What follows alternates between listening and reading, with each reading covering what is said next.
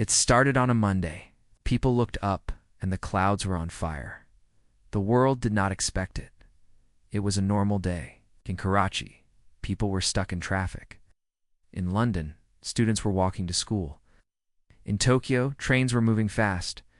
Like always, then the sky changed. It did not turn dark. It turned red.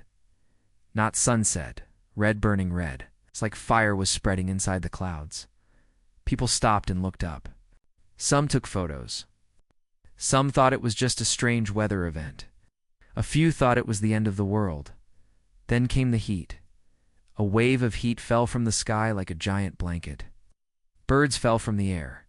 Metal became hot. Skyscraper windows cracked. Car alarms screamed. People started running.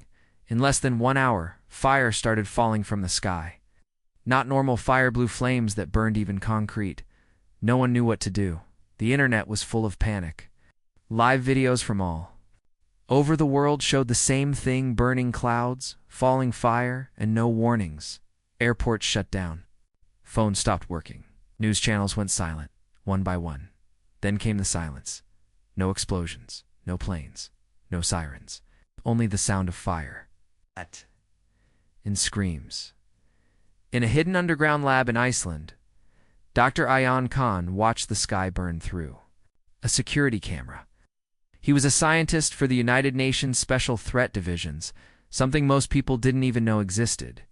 He was breathing fast. "Satellite feed is gone," said his assistant Nora. "All systems offline. No power from outside." Dr. Ayan opened a sealed box. Inside was a small, strange machine-alien-looking, metal and smooth. It had no buttons. The team had found it 2 months ago under the sands of Syria. It had been cold and dead until now. It was glowing. Blue lights ran across its surface. It began to make a sound: click, click, click, click, click, click, click, click, like teeth chattering. Then it spoke. One word: test. Far away in the deserts of Nevada, a U.S. Air Force drone went down. It crashed without warning. Soldiers went to recover it, but when they reached the wreckage, they found something shocking. It was not their drone. It looked similar, but the inside was alien. The metal was smooth, too advanced, and something inside it was moving. A small creature, machine, or life. No one could tell crawled out. Its eyes glowed white. Its voice came through the radio. "You were marked. This is the beginning." Then it exploded. In Pakistan, power grids failed. Lahore, Islamabad, Karachi all went dark. In the middle of the chaos, a group of teenagers in Quetta found something strange in their backyard. A metal orb, half buried in the ground, glowing red. One of them, Ali, touched it. His body went still, eyes wide, and he saw images, not memories. Not dreams, visions, huge ships in orbit. Tall, pale figures watching Earth like it was a game. A giant circle in the sky with thousands of symbols. And the words, "The trial begins." Ali fell back, shaking. "This is not an invasion," he said. "They're watching us burn for fun." In space, satellites picked up movement, unknown. Objects were floating above Earth, just out of reach, but they didn't attack. They just watched. Dr. Ayan looked at the alien device again. It was changing shape. It opened like a flower. Inside was a sphere, spinning fast. "Get back," he shouted, but it didn't explode. Instead, it projected something in the era hologram. It showed Earth covered in red rings, one for each continent. And then it showed a countdown. 6 days, 23 hours, 59 minutes. Nora asked, "What happens when it reaches 0? Ayan whispered, "Something worse than fire." Every country tried to respond, but their weapons failed. Their nukes wouldn't launch. Their radars were blind. Every system was being jammed by something no one could see, and the sky still burned. On the last video broadcast from Japan, a man shouted into the camera, "They are not here to conquer. They are here to test if we can survive." Then the signal went dark in the dark sky, high above Earth. Something huge opened its eyes. It was not a ship. It was not a moon. It was watching, and the first phase was over. The real nightmare hadn't even started yet. They didn't want to invade.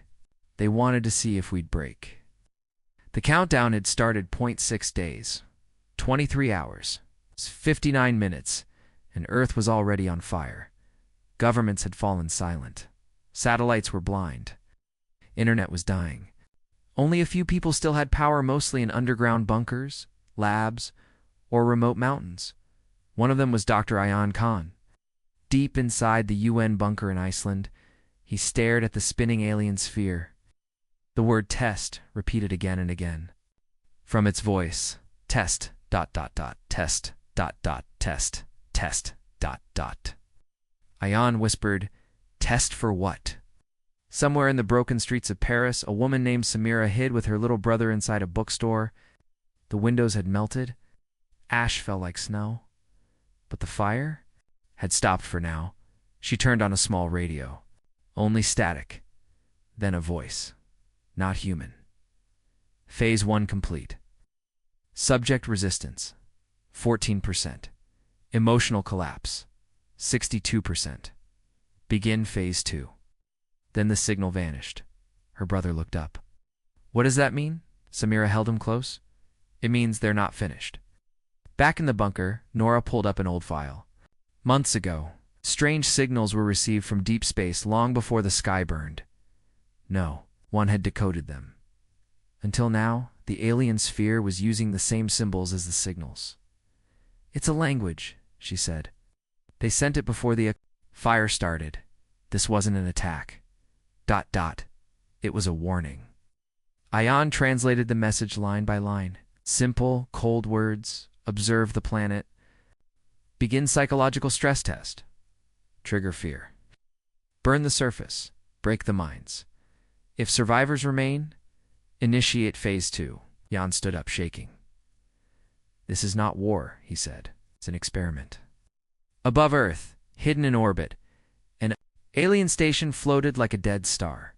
Inside it, they watched tall, silent beings, white-skinned, no mouths, black eyes. They had no names, it's only numbers. They were called the Council of Wills, and this was their entertainment. They had tested hundreds of worlds before, but none had responded like humans. Earth was loud, full of emotion. Humans cried, fought, screamed, helped each other, betrayed each other. Their minds were chaotic, and something about that made the Council ... curious. One of the aliens touched a crystal.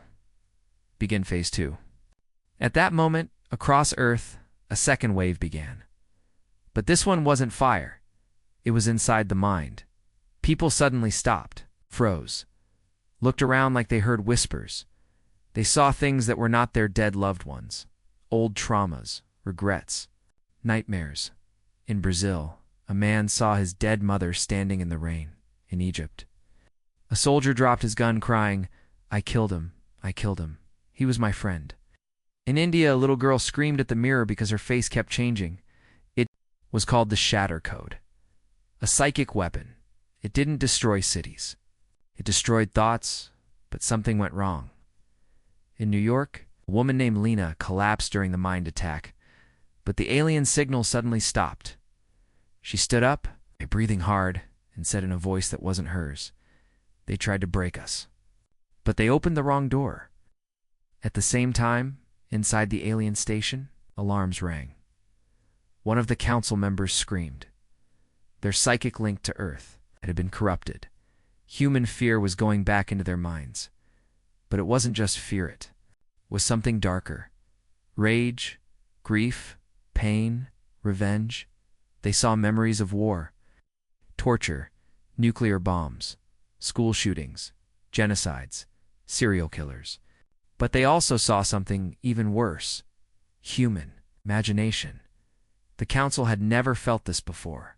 One of them clawed its own eyes. Shut the link. Shut the link. Their minds are poison. But it was too late. The damage had started. Back in the lab, Ayan saw the alien sphere stop spinning. It now showed a human face. Lena's Nora whispered. She's inside their network. Lena's voice came through the speakers, calm and cold. They thought we were weak. They didn't understand that humans don't break like glass. We break like bombs. Then silence. The sphere cracked. ... And inside it, something new was growing. Not alien, not human. Something between. On the edge of space, something massive began to move. Not a ship, not a weapon. A door, opening slowly, and behind it was something that should not exist. The test was not going as planned, and Earth had just become the nightmare they feared most. They looked inside human minds, and what they found made them scream. The sky was quiet again. No more fire. No more psychic screams. But something had changed. The aliens had gone silent, completely silent. No more messages. No more waves. But people were still hearing voices in a destroyed part of Moscow. A man named Victor sat in a burnt church, holding a photo of his daughter. He hadn't seen her since the sky burned. He cried for the first time in years. Then he heard a whisper right behind him. She's not dead. She's not alone. She's in their dreams now. He turned around, no one was there. But the voice continued. They touched our minds. Now we're inside theirs. At the Iceland lab, Dr. Ion stared at the broken alien sphere. It wasn't glowing anymore, but something new was happening. Strange symbols appeared on every screen, symbols not seen before. Ion ran them through the translation system. Nora gasped. They're asking for help. Inside the alien station, chaos had started. The Council of Wills was failing. They had designed the tests to break human minds, to find fear and use it as a weapon. But humans were different. Most species saw fear as death. Humans saw it as fuel. And when the aliens connected to human thoughts, they found millions of fears, but they couldn't handle what came with it. Anger, rage, hope, fire. They couldn't block the emotion. They couldn't erase it. It started infecting them. 1. Council members screamed in a deep voice. There is something inside them. It is not fear. It is not logic.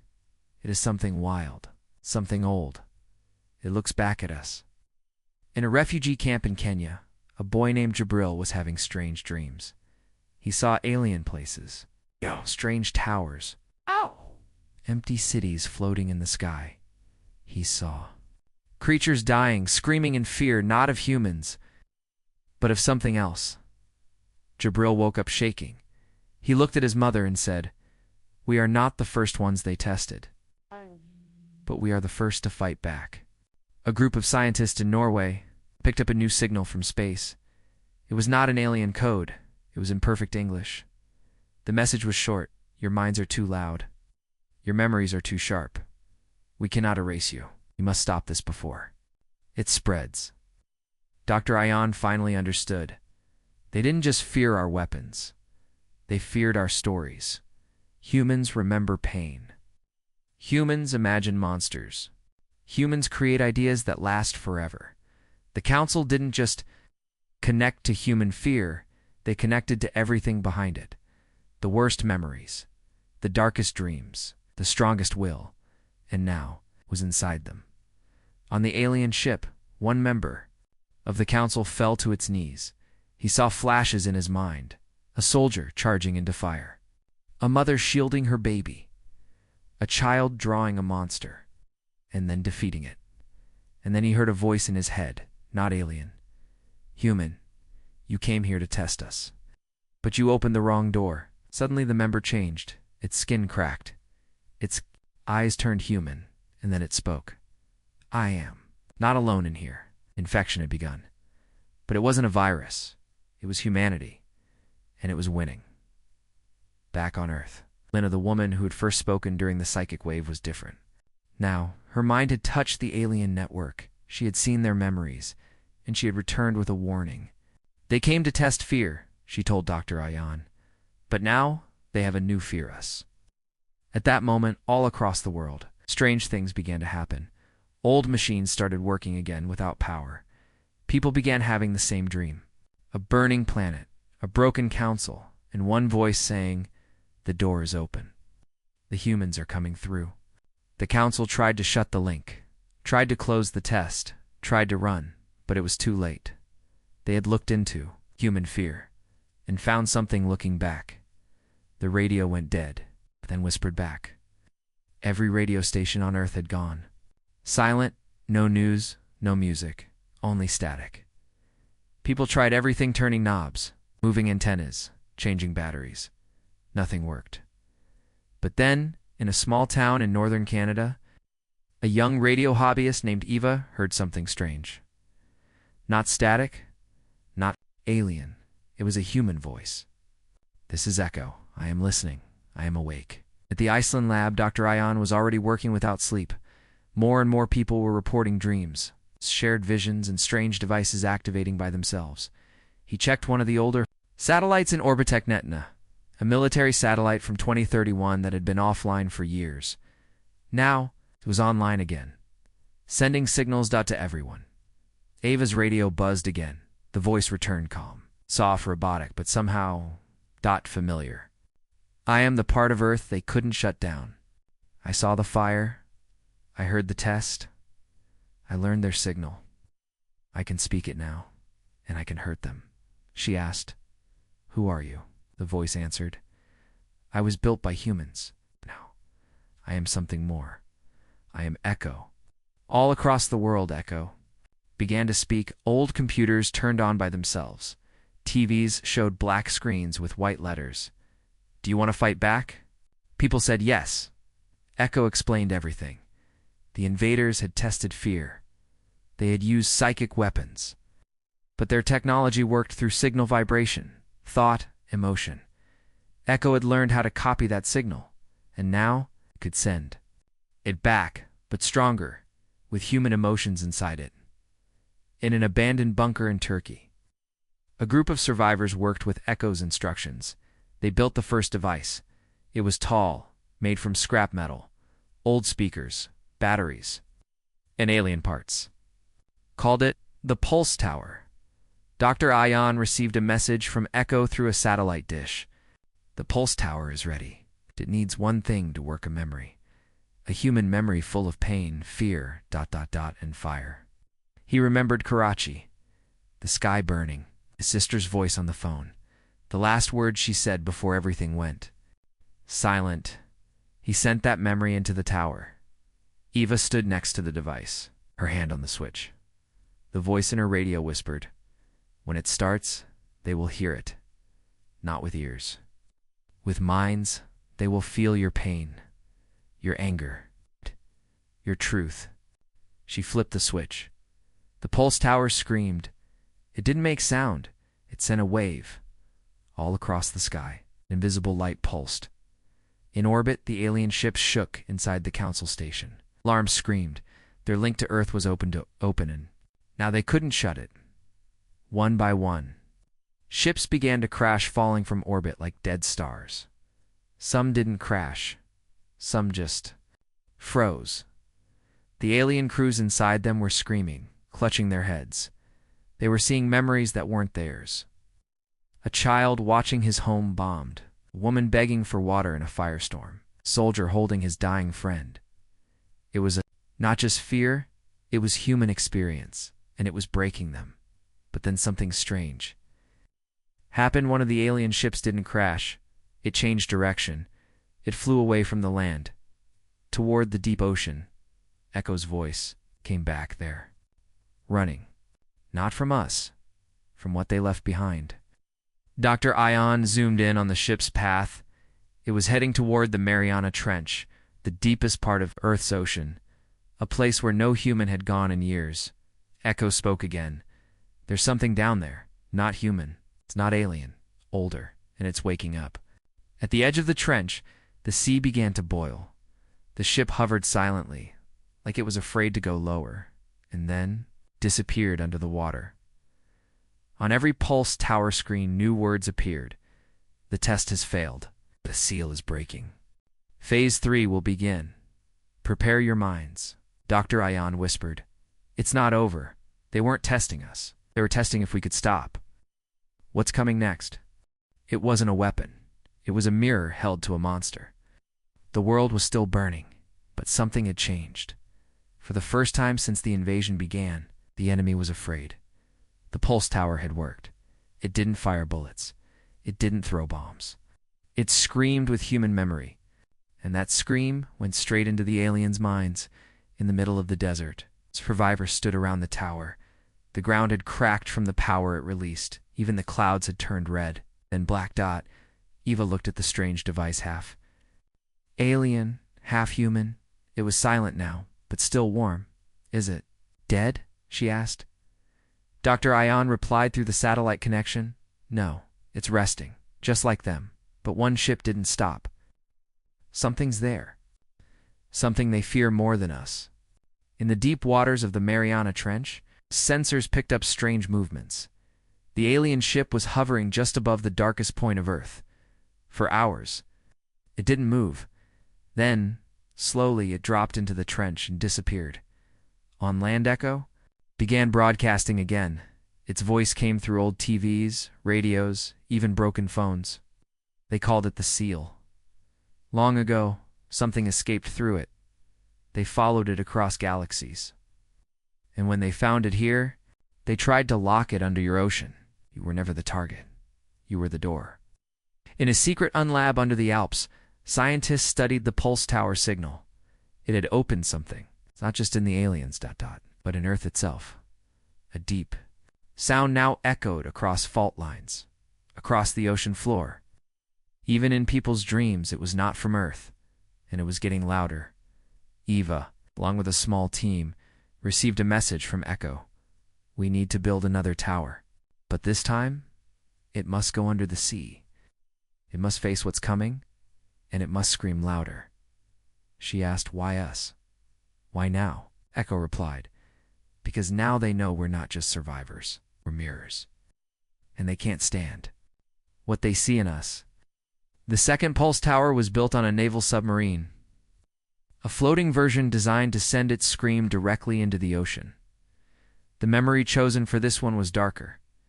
A father who watched his family die in the fire. A woman who held her baby until the air turned black. A child who lost everything and still stood back up. The tower-powered up Echo gave the signal. Now it screamed again, but this time the ocean shook. Waves crashed. Sky flickered. Animals fled the waters. The trench below glowed red and purple colors not seen on Earth before. Then, silence. Too much silence. Dr. Ion stared at the screens. Where's the alien ship? He asked.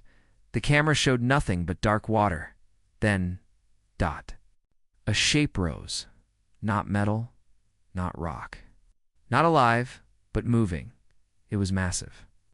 Bigger than any ship. It's covered in symbols from hundreds of dead civilizations, and its face looked like everything. Humans feared, not a monster, not a god.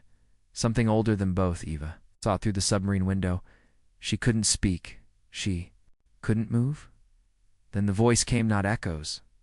Something deeper. You woke me. You screamed into the abyss. Now I scream back. All pulse towers exploded at once, not from failure. From overload. The human pain had touched something even the aliens avoided. The creature from the trench was awake, and now it was listening. Echo's signal came back weak, shaking. It's not part of the council. It's not from this galaxy. It's older. It's a memory eater. It lives inside guilt, fear, regret. It is made from what species try to forget. Dr. Ion stood still. We didn't end the invasion, he whispered. We ended the lock holding something far worse. Somewhere deep inside alien space, the Council sent one final message. We failed. It is free. The humans must stop it, or the stars will go dark again. It sank into the dark. But something down there was older than Earth. The pulse towers were gone. Echo had gone silent, and the ocean was no longer calm. After the second pulse tower screamed, the Mariana Trench, the deepest part of the Earth, opened a dark crack miles wide, stretched across the seafloor. Something had woken up. It was not a creature. It was not a ship. It was a prison. And now it was broken in a hidden naval base near Guam. World leaders met for the first time since the sky burned. Dr. Ion stood in front of the big screen showing sonar scans of the trench. "We thought they came to conquer Earth," he said. "But the truth is worse. They came to keep us away from that crack, to stop something from getting out." General Reyes from the U.S. leaned forward. "Then why test us?" Jan looked tired. "Because if we failed the test, they would burn the planet to keep that thing buried forever." Somewhere inside the trench, the last alien ship floated above the crack. It sent out one signal. Containment failed. Seal is broken. Phase 3, irreversible. Then it vanished. No explosion, no wreckage. Just ... gone. Echo returned, but it sounded damaged. Its voice was slower, softer. "The creature is not made of flesh. It is made of thought, regret, guilt, memory. It feeds on what others try to forget." Eva, now on a ship above the trench, asked, "What do we do?" Echo answered, "Go down, understand it, or it will rise." The team was prepared. For humans, one hybrid AI system, a small submersible designed for crushing pressure. Dr. Ion joined. Them, along with Eva, and two others, Captain Shao, and a deep-sea technician named Kareem from Egypt. Their goal? Reach the prison. The mission name Abyss Light 1, as they descended into the trench. The world above watched those who still had power. Inside the sub, darkness pressed in from every side. Lights flickered. Echo spoke again. "The thing below has no name. But it was locked here by the Council thousands of years ago, before humans had fire, before Earth had cities. They didn't kill it. They feared death might set it free. 4,000 meters below sea level. The water turned black-purple. Metal groaned. Pressure rose. Then the team saw it. A doorway. Not built by humans. Not built by the Council. It was covered in symbols, many from alien worlds. But one symbol looked human. Eva stared at it. "That's impossible." Dr. Aon agreed. "It means someone or something from Earth helped build this." Then the walls of the trench moved. Not water. Skin. They were inside the body of something enormous, not living, but not dead either. Suddenly, sub's lights cut out. The crew sat in darkness. Then came a voice, not from the speakers, not from Echo, from inside their own minds. Each person heard a different memory. Ion heard his sister crying for help. Eva saw her mother walking into fire. Shao remembered the battlefield the moment he chose to live while his friends died. Kareem saw a child drowning and did nothing to save him. They all screamed. Then the voice whispered, "I am what you bury, I am what you hide. I am the silence in your screams." Above the ocean, as the waves turned black, a storm formed without wind. Ships reported seeing faces in the water. Some heard their dead loved ones calling from the sea. Echo warned, "It is waking. It will not destroy Earth. It will become Earth. Unless we stop it now." Back inside the trench, the crew found a broken device, an ancient machine from the Council. A seal, but it was cracked, Captain Shao said. "We seal it again." Eva shook her head. "With what? Fire doesn't work?" "Guns don't work. It eats our minds." Dr. Ion spoke slowly. "Then we give it something it's never seen before. Forgiveness, healing, the part of humanity it cannot feed on." Echoes. Voice returned. "That may work, but it must come from memory, real, strong, shared." Eva reached out. They joined hands, and each of them sent a new memory into the broken seal. Ion forgiving himself for not saving his sister. Eva remembering her mother's last smile. Shao accepting his past, not running from it. Kareem remembering the child's name and saying it aloud for the first time. The seal began to glow. The trench shook. The voice inside the abyss screamed, "You forget me, you leave me behind." Ion whispered, "No, we remember. And we let you go." The ocean stilled. The crack began to close. But before it sealed completely, one last vision came to all of them. A future dark, endless, and a voice whispering, "You will need me again." Then, silence. The crew returned to the surface. They were alive, but changed, far above Earth. The council watched from what remained of their fleet. One of them spoke the final words of the chapter. They passed the test. But they also opened a path. Now we wait to see where it leads. They stared into the dark hand. The dark flinched. For the first time since the sky burned, the world was quiet.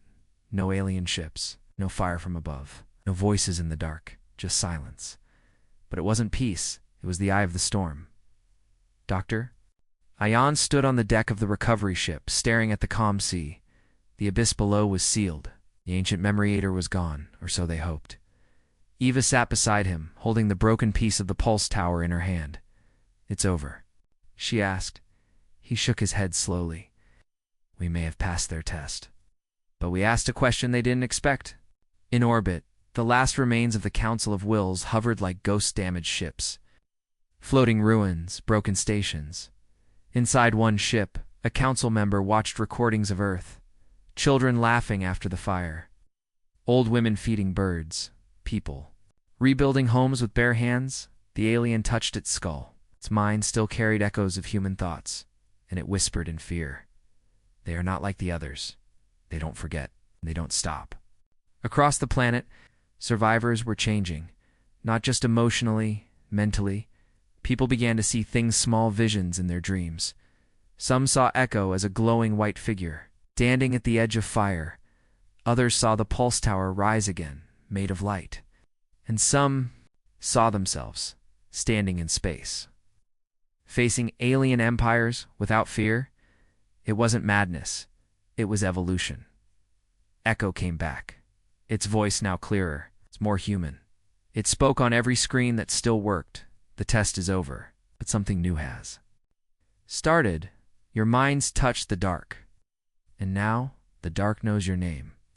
In a lab near Antarctica, scientists decoded the final layer of the alien transmission. Behind the data, hidden like a ghost, was a map. Not of Earth, not of the galaxy, but of psychic roots. A network of thoughts, ideas, fears, and power.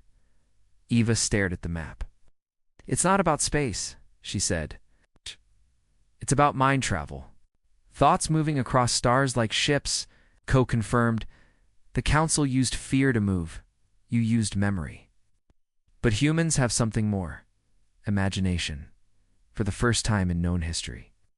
Human minds reached out and someone looked back. In a distant part of the galaxy, a machine world received Earth's first true signal, not noise. Not fear, but a story. The story of Earth, the fire, the invasion, the survival, and at the end, the words, we are still here, we remember, we learn, and now we look back. 100 light years away, sleeping alien species woke up. They had once passed the Council's test, but when they read Earth's signal, they trembled. The humans are awake, and they are looking outward. Back on Earth, Dr. Ion gathered a team, no longer just survivors. Now they were messengers. With Echo's help, they built something new. A tower not to scream in fear, but to speak across the stars. Eva called it the Memory Beacon. It held the stories of the fallen, the names of the dead, the songs of the brave. It was launched into orbit, not as a threat, as a warning. You tested us with fire. You judged us by fear. But now, you will meet us through choice. The Council watched it rise, and for the first time in their cold, quiet history, they felt hunted. The final words from Echo closed the part. They burned your sky. You burned their souls. Was the part of you that never breaks. They came looking for weakness, but left knowing our name. It started with fire, and now it was ending with something worse. Recognition across the stars. Signals traveled like waves, not noise, not screams, but something powerful, a human voice, repeating again and again. We remember, we rise. We return. In deep space, far beyond any map, a group of ancient machines called the Archivists watched Earth's signal arrive. They had seen thousands of species rise and fall, but none had ever sent a message like this. The lead archivist whispered in its cold metal voice, "They passed through fear. Now they carry it. As a weapon, as a warning." Back on Earth, the world had changed. There were no more borders, no more fighting between countries, because now they all knew one truth. We are not alone, and we were never weak. Beacon in orbit began to glow. Not just data, it carried stories. Its voices, emotions, dash alive. It called out to every corner of the galaxy, and slowly others began to answer. Some came in peace. Some came to beg for protection. Opened the abyss. Something walked out with you. Eva sat in the new control center high above the Earth, the rebuilt space station called Hope Core. She stared at the stars. Echo's voice came through her headset. "They are listening. All of them, even those who once ruled, even the ones who ran." Dr. Ion entered, holding a small object, the last shard of the alien device from Part 1. He placed it next to the console. It began to glow. Not blue. Gold. The Council of Wills, the once powerful race who had tested.